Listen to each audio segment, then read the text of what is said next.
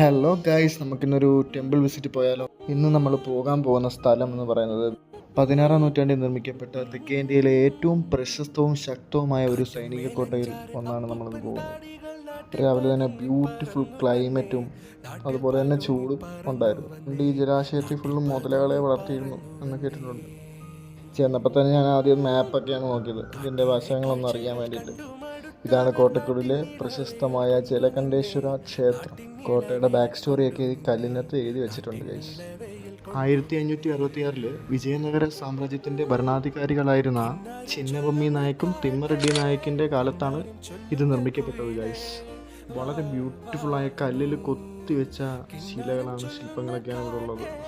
ഇതെനിക്ക് അത്ര ഇഷ്ടപ്പെട്ടില്ല, ഞാനേ ഒറ്റയ്ക്ക് വന്നു ഇത് ഡബിൾസ് കളിക്കുന്നത്. ഇന്നെന്തോ തിരക്കുറവായിരുന്നു, അതുകൊണ്ട് ഭയങ്കര സമാധാനവും പീസ്ഫുൾനെസ്സൊക്കെ കിട്ടി.